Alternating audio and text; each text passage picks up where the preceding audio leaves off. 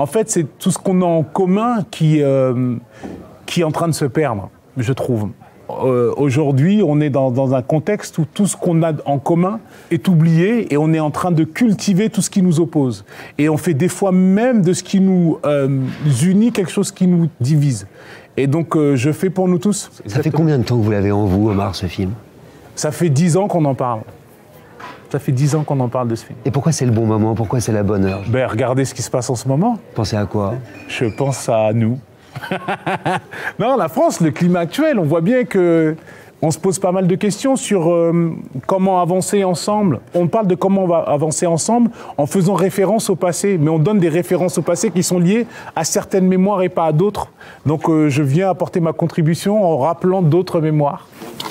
Allez, viens-moi ça. Viens-moi ça. Viens-moi ça. Non, fais comme tu veux. Si, t'es pas obligé. Ouais, c'est bien. On le vire. Non, allez, on le vire. Allez, viens. On le fuit là-bas. Bonjour, Marcy. Bonjour. Tirailleurs, dans lequel vous jouez, que vous coproduisez, que vous portez depuis très longtemps en vous.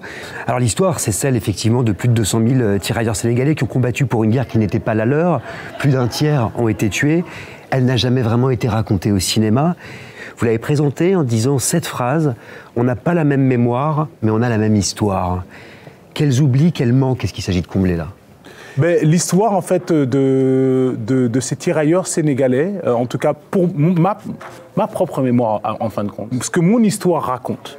Parce qu'il ne s'agit pas en fait, quand on parle de combler ou d'absence, il y a quelque chose de l'ordre du procès d'intention ou de jugement, et l'idée n'est pas celle-là avec ce film. C'est très important quand même de rappeler ça, et il ne s'agit pas non plus aussi d'être dans un truc à réparer, dans un truc, quelque chose de victimaire, parce que je trouve que c'est aussi des mots que nous avons dans le mal qui se passe en ce moment, c'est de cristalliser les défaites du passé, les blessures du passé ou les victoires du passé. Il faut avancer. Alors où est-ce que vous la sentez, cette histoire, justement, dans votre corps, dans votre tête? Ben, dans tout ce que je suis, dans ce qui me touche, dans ce dont j'ai envie de parler. Par exemple, le Peul, qui est une langue qui est parlée dans le film. Vous ne parlez pas un mot de français dans le film? Non, je parle peu dans le film parce que c'est mon histoire, le Peul. C'est la langue de mes parents. On m'a élevé à travers cette langue-là. Donc voilà, ça c'est raconter sa propre histoire. Mais ma propre histoire ne vient ni annuler celle des autres, elle vient compléter. Il y a cette phrase très belle que prononce le personnage dans votre film, qui est aussi un film sur la famille. Il dit: je suis dans le sang qui coule dans tes veines et dans celui de tes enfants et de tes petits-enfants. Qu'est-ce que vous leur dites à vos enfants, à vous, à travers ce film, justement, Omar? Je leur raconte un peu notre histoire. Parce que là, pour le coup, il s'agit de leur histoire aussi, puisque je suis leur père. Je leur raconte notre histoire. Et une histoire de France. Mais c'est l'histoire de France que je dis, quand je dis on n'a pas la même mémoire, mais la même histoire, c'est ça, c'est toutes nos histoires, la vôtre, la mienne, se complètent pour faire l'histoire. Et c'est l'histoire, effectivement, c'est un bout de l'histoire de France. Mais qu'est-ce que ça dit sur la France d'aujourd'hui, justement, ce film, au fond? Qu'est-ce qu'il en reste de ces promesses non tenues?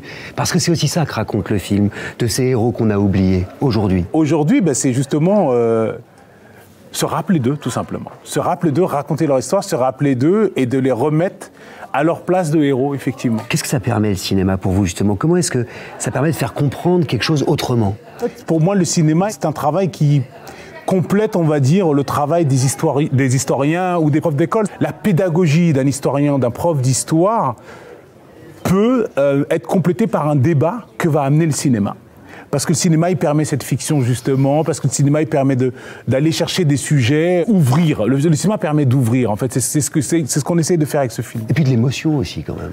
Évidemment, l'émotion. Évidemment, l'émotion. On peut ouvrir des choses chez nous par l'émotion. Ça passe que par ça. Qu'est-ce qu'on vous dit, Omar, quand on le voit, ce film? Parce que vous l'avez montré, là, hier.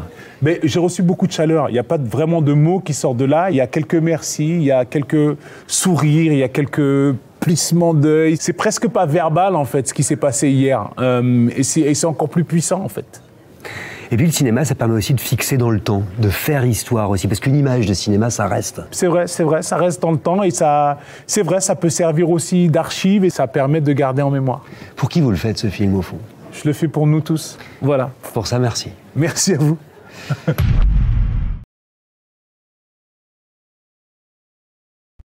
Ça va? Ouais, c'est cool. Ouais, je suis plugué de partout, les gars, je suis attaché. Les cons! Les cons! Ils m'ont fixé au siège!